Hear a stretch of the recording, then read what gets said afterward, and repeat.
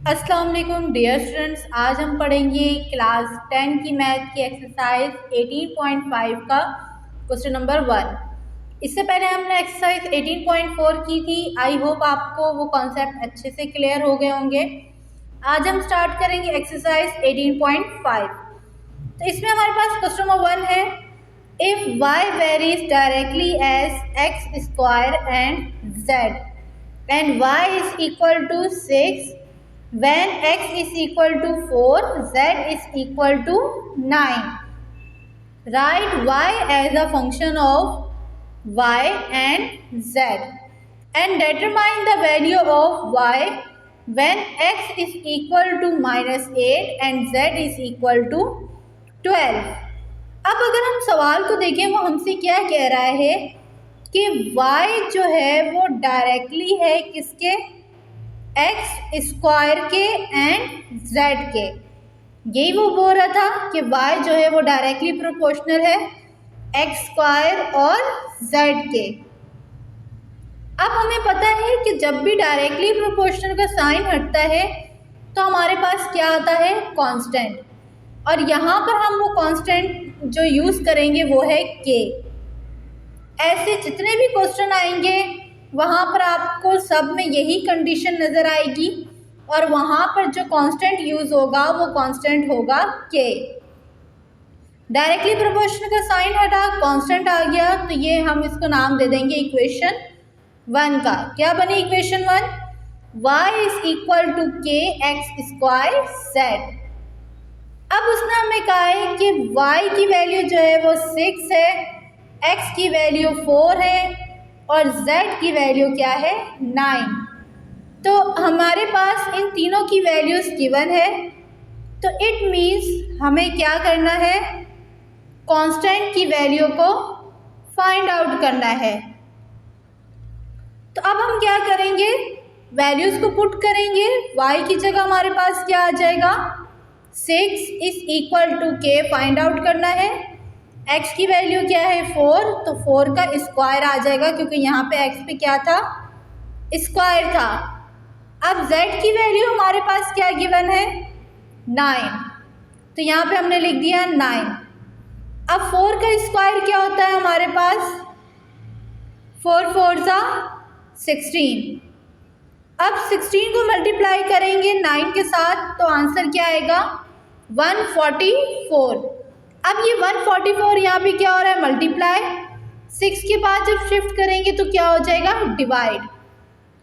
अब ये cancel out हो रहे हैं, अगर हम देखें तो ये हो रहा है 6 1 दा 6, 6 2 दा 12, 2 इसको दिया तो ये क्या हो जाएगा, 6 4 दा 24। तो k की वैल्यू हमारे पास क्या आई, 1/24।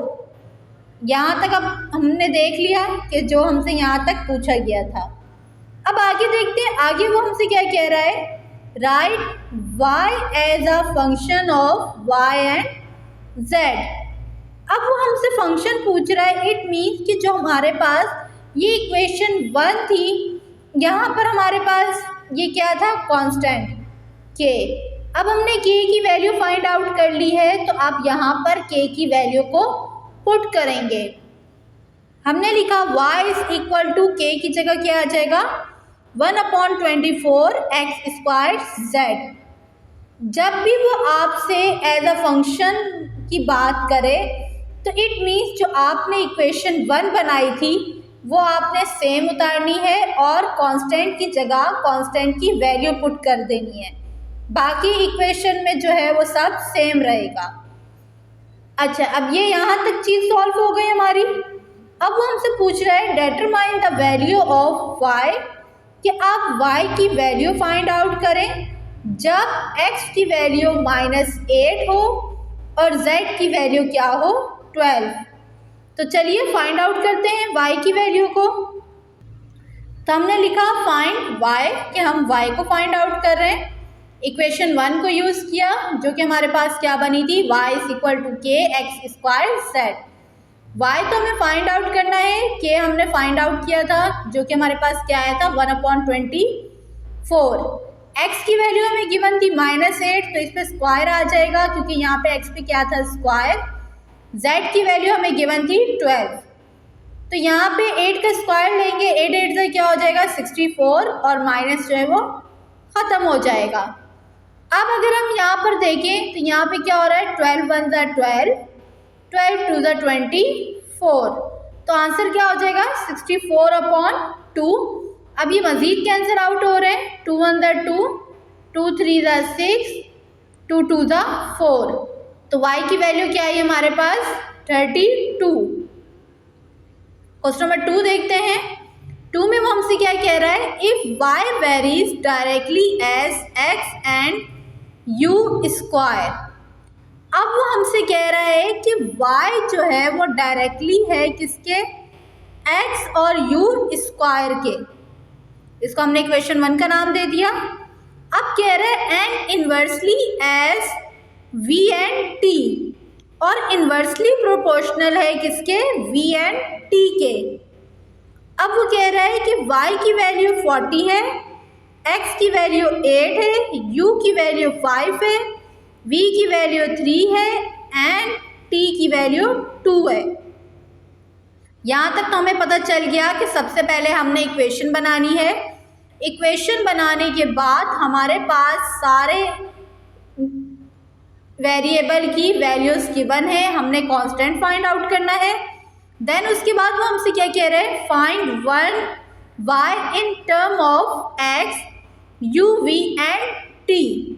यहाँ पे भी सेम क्वेश्चन नंबर 1 की तरह हमारे पास वही बात कह रहे हैं कि आप जो कांस्टेंट निकालेंगे उस कांस्टेंट की वैल्यू को जो है आपने जो इक्वेशन बनाई होगी उसमें पुट कर देंगे। सेकंड चीज़ ये हो गई।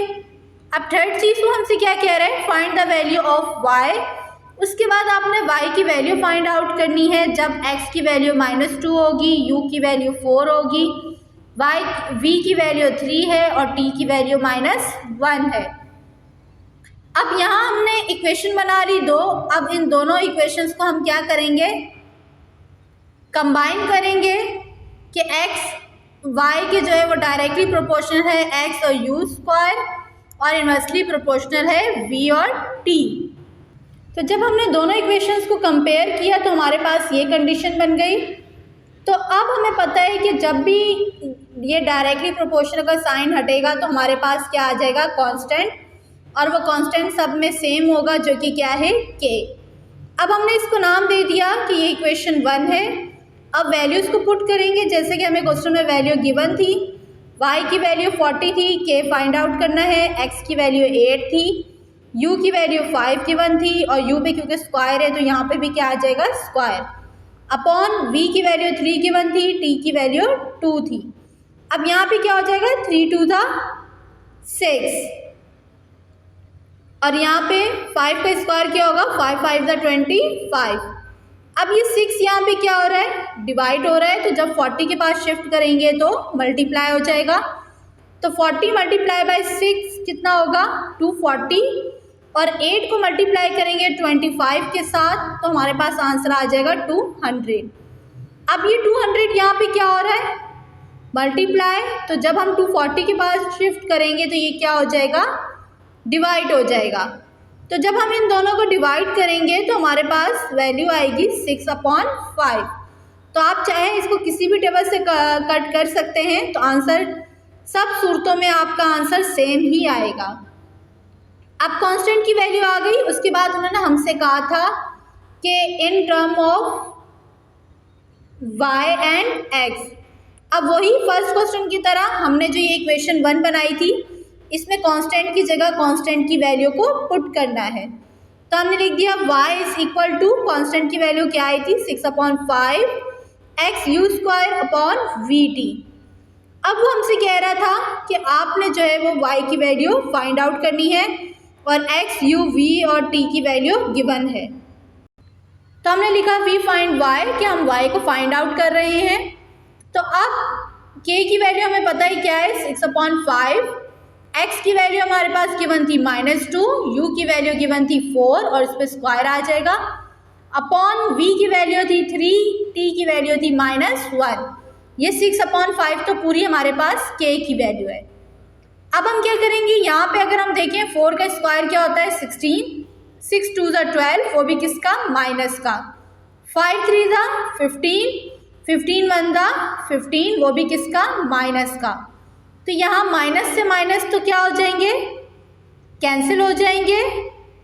उसके बाद अगर हम देखें तो ये दोनों जो है वो 3 की टेबल से कैंसिल आउट हो रहे हैं।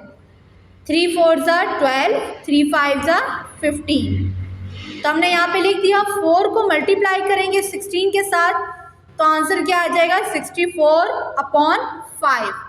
अब ये मज़ीद कैंसिल आउट नहीं हो सकते, तो यही हमारा आंसर है। तो अगर आप चाहें तो पीछे बुक में आंसर को मैच कर सकते हैं। अब क्वेश्चन नंबर 3 है हमारे पास, if W varies directly as U square. अब वो हमसे कह रहा है कि W जो है वो डायरेक्टली है किसके, U स्क्वायर के, and inversely as cubic root of V। और वो मैंने यहाँ पे डायरेक्ट बना दिया है कि वो कह रहा है कि इन्वर्सली प्रोपोर्शनल है क्यूब रूट ऑफ V के, and W is equal to 216 when U is equal to 6 and V is equal to 27। अब वो सेम यही चीज़ कह रहे हैं कि यहाँ पे आपको तीनों वेरिएबल्स की वैल्यू गिवन है। वो आपसे कह रहा है कि आपने कांस्टेंट फाइंड आउट करना है। देन उसके बाद कह रहा है find the value of W। अब यहाँ पे वो आपसे फंक्शन की बात नहीं कर रहा। तो पहले 2 सवालों में उसने हमसे फंक्शन की बात की थी, तो हम क्या करते थे कि जो हम कांस्टेंट की वैल्यू निकालते थे बाद में उसी को ही इक्वेशन में पुट कर देते थे। तो इस सवाल में जो है उसने हमसे नहीं पूछा, सो इसलिए हम वो स्टेप नहीं करेंगे। Find the value of W, W की वैल्यू फाइंड आउट करेंगे और उसके बाद जो है हमारे पास U की वैल्यू गिवन है और V की वैल्यू भी गिवन है। तो सबसे पहले यहाँ पे डायरेक्टली प्रोपोर्शनल का साइन हटेगा तो हमारे पास क्या आ जाएगा, कांस्टेंट। तो यहाँ पे हमने लिख दिया कांस्टेंट हमारे पास सब में क्या होगा, सेम, जो कि क्या है, K। W की वैल्यू गिवन थी 216 is equal to K। U की वैल्यू 6 थी क्योंकि U पे स्क्वायर है तो यहाँ पे 6 पे भी क्या आ जाएगा, square, upon cube root of V था। V की वैल्यू हमारे पास गिवन है 27। अगर आप 27 का क्यूब रूट लेंगे तो हमारे पास आंसर आ जाएगा 3। अगर आप चाहें तो आप एलसीएम के ज़रिए भी इस चीज़ को प्रूव करके देख सकते हैं। 3 के टेबल में 27 आता है, 3 9 ज़ा 27, 3 3 ज़ा 9, 3 1 ज़ा 3। तो यहाँ पे क्या हो जाएगा, 3 की पावर 3। तो ये क्यूब रूट से क्या हो जाएगा, कैंसिल हो जाएगा। तो हमारे पास सिंपल क्या आंसर आएगा, 3। 6 का स्क्वायर क्या होता है, 36। अगर हम देखें तो ये आपस में कैंसिल आउट हो रहे हैं, 3 1 ज़ा 3, 3 1 ज़ा 3, 3 2 ज़ा 6। तो यहाँ पे क्या होगा, ये 12 K के साथ मल्टीप्लाई हो रहा है। तो जब हम 216 के साथ शिफ्ट करेंगे तो ये क्या हो जाएगा, डिवाइड। तो अब ये 2 के टेबल से कैंसिल आउट होगा, 2 6 ज़ा 12, 2 1 ज़ा 2, 2 8 ज़ा 16। सॉरी, इसको हम 12 के टेबल से कैंसिल आउट करेंगे, 12 1 ज़ा क्या हो जाएगा, 12। यहाँ पे भी क्या होगा, 12 1 ज़ा 12। तो यहाँ पे हमारे पास क्या बच जाएगा, 9, वो इसको देंगे तो ये क्या हो जाएगा, 96। 12 8 ज़ा 96। तो K की वैल्यू हमारे पास क्या आएगी, 18। अब वो हमसे कह रहा था कि W की वैल्यू फाइंड आउट करें। तो हमने अपनी इक्वेशन ली, सिंपल हमें W की वैल्यू फाइंड आउट करनी है। K की वैल्यू क्या आई है हमारे पास, 18। U की वैल्यू हमारे पास गिवन थी 10 का स्क्वायर और V की वैल्यू क्या गिवन थी, 125। इसी तरह 125 का भी क्यूब रूट होता है, क्या होता है, 5। अगर आप लोगों ने 9th क्लास में ये सब चीज़ें याद की होंगी तो आपको वो चीज़ याद आ जाएगी कि 125 का क्यूब रूट क्या होता है, 5, और 10 का स्क्वायर क्या हो जाएगा हमारे पास, 100। अगर हम देखें तो ये कैंसिल आउट हो रहा है, 5 1 ज़ा 5, 5 2 ज़ा 10, 0 का 0।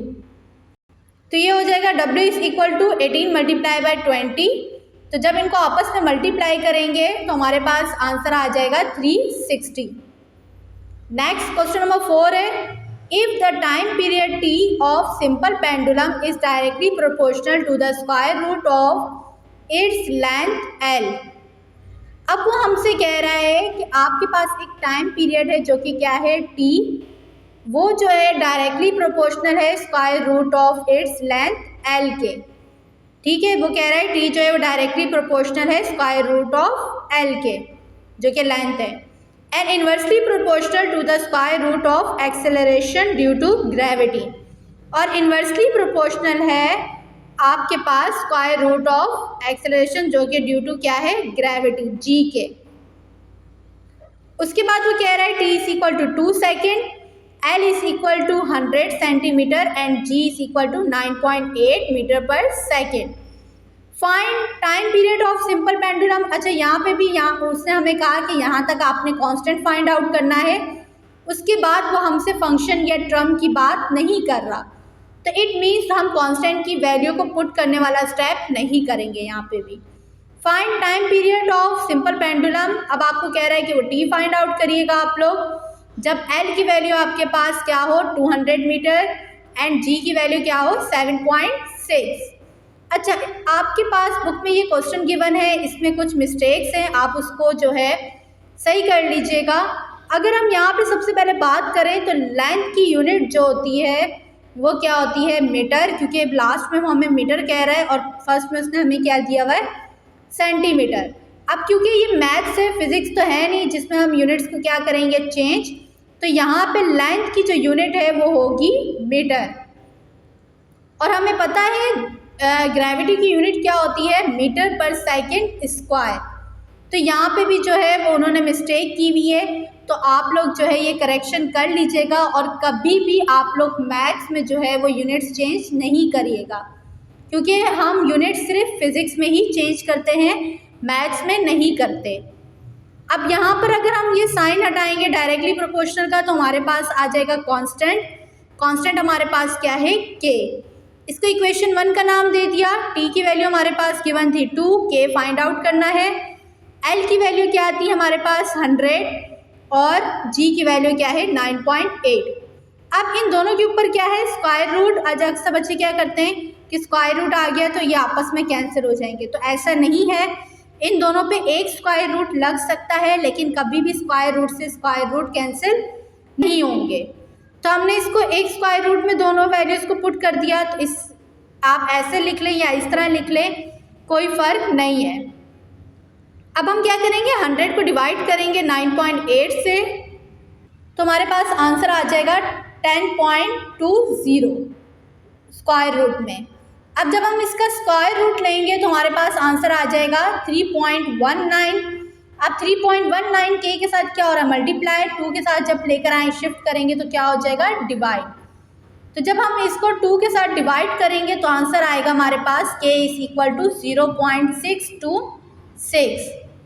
अब यहाँ पे हमारे पास कांस्टेंट की वैल्यू आ गई। अब उसने हमसे क्या कहा था कि time period t find out करें, तो t को फाइंड आउट करने के लिए हम ये इक्वेशन रखेंगे। तो t फाइंड आउट करना है, k की वैल्यू अभी हमने निकाली 0.626, लेंथ जो है उस हमारे पास गिवन थी जो कि क्या थी 200, और g की वैल्यू क्वेश्चन में हमारे पास गिवन थी 7.6।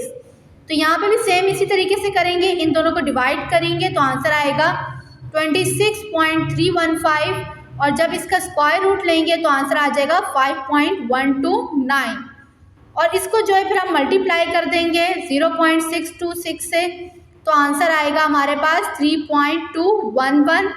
अब क्योंकि हम टाइम पीरियड फाइंड आउट कर रहे थे तो इसकी यूनिट क्या होगी, सेकेंड। तो आई होप आपको ये क्वेश्चंस अच्छे से समझ में आए होंगे। तो अगर आपको मेरी वीडियो अच्छी लगे प्लीज़ मेरी वीडियो को लाइक, शेयर एंड सब्सक्राइब ज़रूर करिएगा। थैंक यू, अल्लाह हाफिज़।